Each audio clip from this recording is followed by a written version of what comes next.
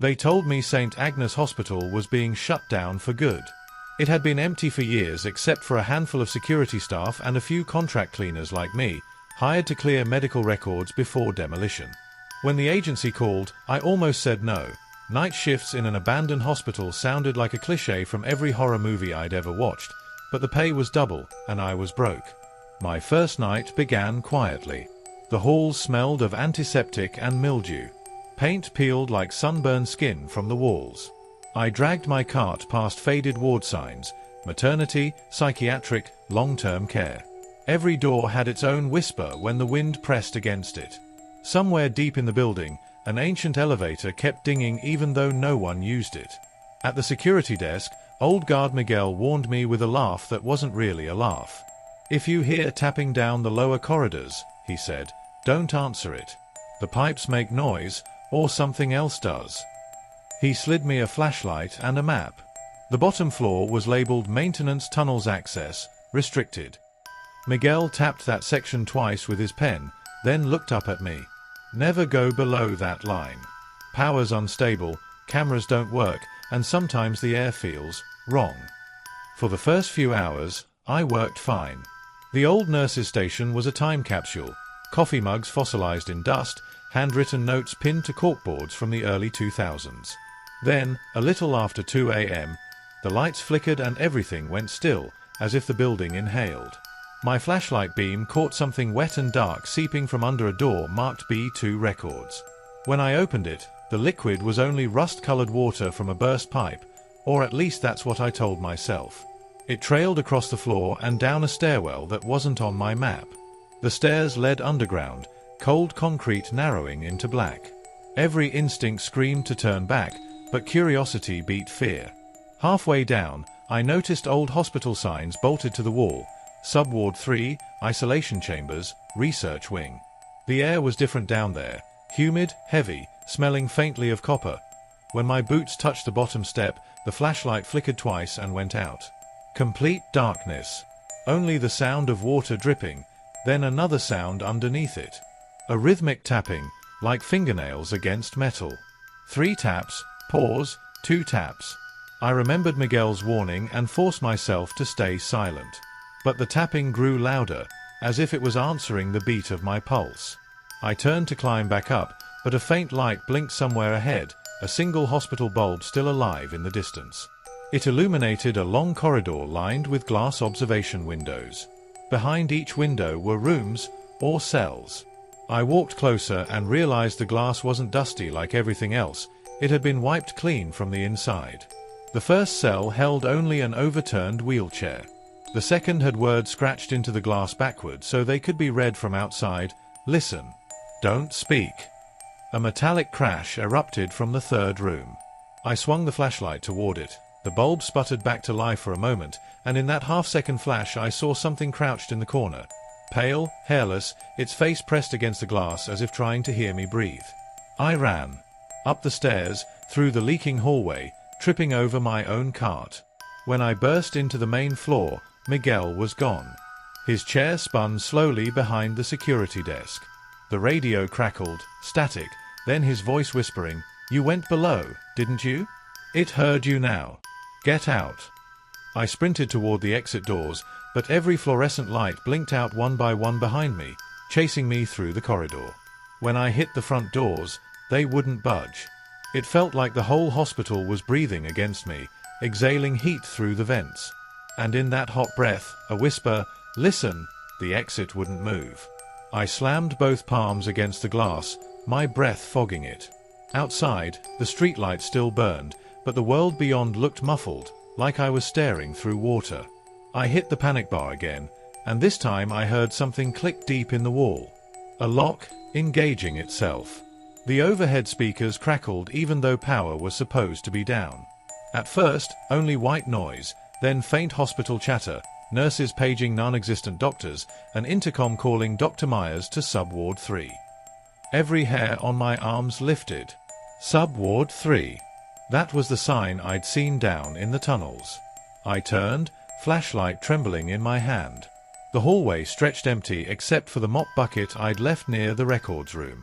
Then the elevator dinged. It was an old cage model, the kind that groans before it moves.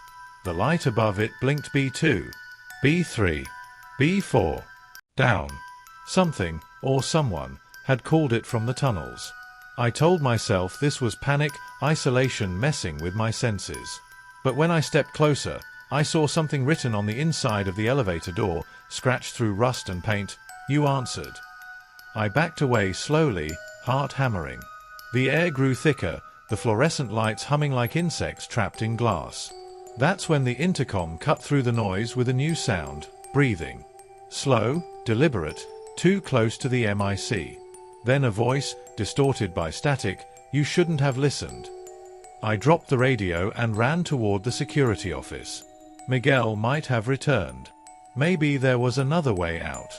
Inside, the monitors were all on, but they didn't show the hospital. Every screen displayed the same feed, a long, dim tunnel, the one from below. At first, I thought it was a still image, until something moved in the far corner. It was a figure in a hospital gown, back arched, head tilted unnaturally sideways as if its neck had been half broken. It stood facing the wall, hands pressed flat against the concrete. Then, without turning, its head rotated toward the camera. All the screens went black at once. I stumbled backward, knocking a clipboard off the desk.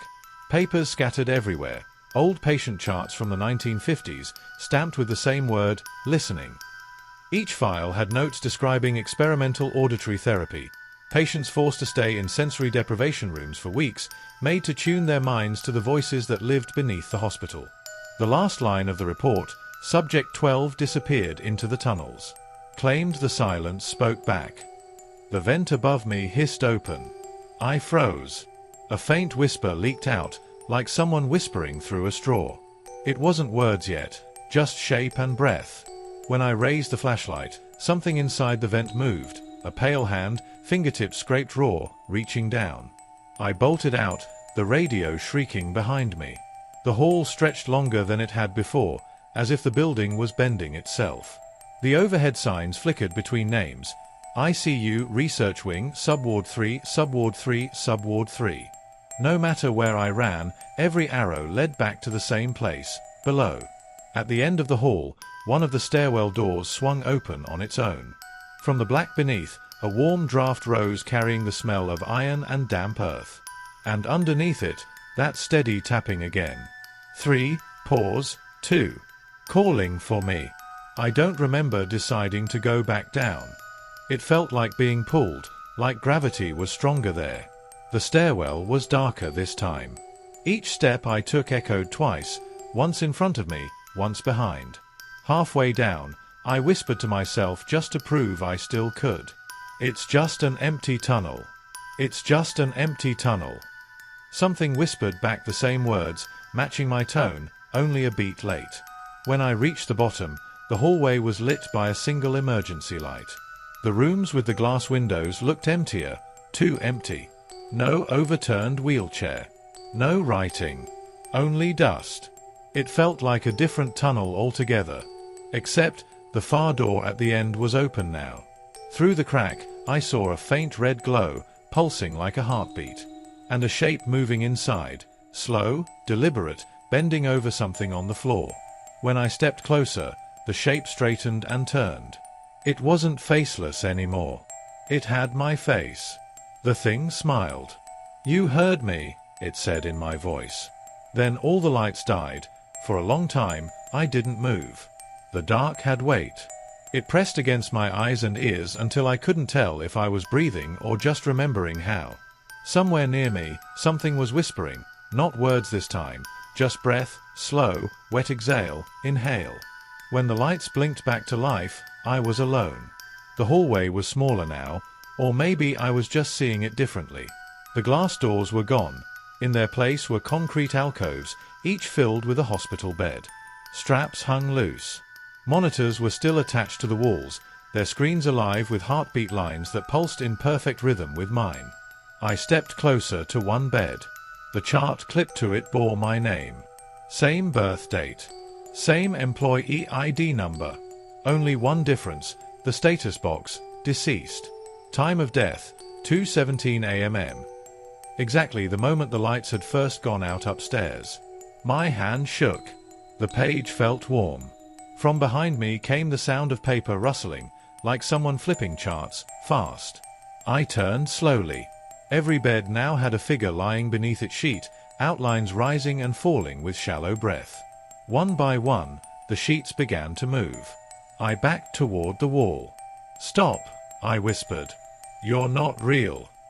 The nearest figure sat up, its sheet slid off, and I saw my own face again, only wrong. Eyes too wide, skin grey as wax, mouth slightly open as if it were listening for something inside the air itself. It tilted its head and spoke in a whisper so faint I almost missed it. "We heard you call our name." Then they all started whispering, dozens of voices, some mine, some strangers, all blending into a single murmur that filled the corridor like fog. My flashlight beam quivered across their faces and froze on the far wall. There, above a rust-stained door, were words scratched deep into the metal. "They never stop listening." The door opened by itself, slow and deliberate. A stairway descended even deeper, spiraling into black, the air hot and heavy with the smell of rot and ozone. I couldn't explain it, but I had to follow. It was like my body moved before my mind caught up, like someone else had taken control of my muscles and was steering them downward. Each step sank slightly, soft, as if I were walking on flesh. The whispering stopped. For the first time, I could hear a faint rhythmic hum below, steady, mechanical, like a pulse machine. At the bottom of the stairs, the tunnel opened into a vast chamber lined with rusted pipes. Old lights hung from cords, flickering red and white. In the center stood a surgical table surrounded by outdated equipment, all powered by a generator that shouldn't have been running. Beside the table stood a figure in a long, stained lab coat. He didn't look up when he spoke. "You shouldn't be here." His voice was dry, ancient. "You people keep coming back. Every few decades they send another one down, and every time, the hospital wakes up again." I asked who he was. My voice echoed weirdly, as if the tunnel itself repeated the question a fraction of a second later. He finally looked at me, and his eyes were solid black. "They called me Dr. Myers once. I built the chamber. The therapy was meant to quiet the mind." He gestured to the walls. "Instead, we found what was already listening underneath." He moved aside, revealing a shallow pit where the floor sagged. Inside the pit was liquid, thick, dark, shifting. It pulsed in rhythm with the humming machinery. Each pulse sent a vibration through the metal, like a living heartbeat in the earth. I whispered, "What is that?" Dr. Myers smiled, and the skin around his mouth cracked. "The hospital. The real one. Everything above is only the echo." Then he grabbed my wrist. His grip was ice cold, bones like iron. "It needs a voice again. Someone who can hear." He tried to pull me toward the pit. I fought back, but the air had changed. It felt thicker, almost alive. 1,000 whispers filled the room, repeating my name in perfect sync. The surface of the pit rippled, and faces, human faces, rose from it, screaming silently, mouths open wide. I broke free and ran, but every corridor looked the same. The signs blurred. The whispers followed. Whenever I turned, the figure of Dr. Myers stood at the end of the hall, his head twitching side to side in short, jerky motions, as if he were tuning a radio. I ducked into a maintenance room and slammed the door. It was filled with old patient files and audio reels labeled Subject 12, Session Recordings. When I pressed play on one of the machines, a woman's voice came through, shaking, terrified. "They said if I stay silent long enough, I'll hear it breathing through me. I think it's already inside." Then, my own voice joined hers on the tape. Same tone. Same words. "It's already inside." That's when I realized the whispers weren't outside anymore. They were coming from behind my teeth, soft, rhythmic, perfectly calm. And they were saying one thing over and over again, "Listen." I don't remember leaving the maintenance room. One blink and I was already walking, the recorder still playing somewhere far behind me. The hallways were different now. Narrow, wet, veins of black mold tracing the ceiling like roots. The walls pulsed with that same heartbeat hum, as if the whole hospital were breathing around me. Every few steps, lights flared, showing flashes of my reflection in broken glass. Me, but pale, eyes blackened, mouth moving even when I wasn't speaking. When I passed the old nurse's station, the phones began to ring all at once. Not a shrill sound, more like something gasping through a wire. I lifted one receiver. "Who's there?" I whispered. "Static." Then my own voice answered, distant and calm, "You can go home now." The line went dead. The hallway behind me had vanished, replaced by a long corridor sloping downward, deeper than the tunnels I'd already seen. On the walls, faded handprints led the way. Too many to count, small and large, some burned into the paint. At the bottom waited a heavy steel door with a viewing slot. A red light blinked above it like a dying heartbeat. A plaque read Auditory Therapy Chamber 12. When I pulled the handle, the door swung open soundlessly, and a rush of warm air brushed my face, like something sighing in relief. Inside, the room was round, lined with speakers built into the walls, hundreds of them, all silent. In the center sat a single chair facing an old reel-to-reel machine still spinning. The tape hissed softly. I stepped closer. On the label, written in faded ink, "Final Session, Subject 12." The recording started itself. First, breathing. Then a voice, mine again, whispering, tired. I can hear them now. They don't want words, just silence. They listen through me. Another voice joined, deep and hollow, layered over mine like an echo underwater. Stay. You hear us. You belong here. I felt pressure in my skull, like the air was being sucked through my ears. The speakers began to vibrate, the metal floor trembling. Then came the sound, hundreds of overlapping whispers, like the hospital was speaking in every forgotten patient's voice at once. I covered my ears, but it didn't help. The noise was inside me now, pressing from within. The chair creaked. Something invisible was sitting in it. And then, very softly, it spoke through my mouth, "Thank you for listening." The noise stopped. Absolute silence. I opened my eyes and the chamber was empty. The machines were gone. Only a single door remained, the main exit. Daylight leaked through the cracks. I ran. When I burst outside, the morning sun was blinding. St. Agnes looked smaller, the windows dark and still. Miguel's truck was parked by the gate. He wasn't inside. Only his radio, hissing faintly with that same heartbeat static. I climbed in, turned the key. The engine coughed, caught. For the first time all night, I thought I was safe. Then the radio crackled to life. A soft voice whispered through the speaker, my voice. Shift change complete. New attendant confirmed. Welcome to St. Agnes. I looked up. The hospital doors were open again. And somewhere deep below, the hum began anew, slow, patient, listening.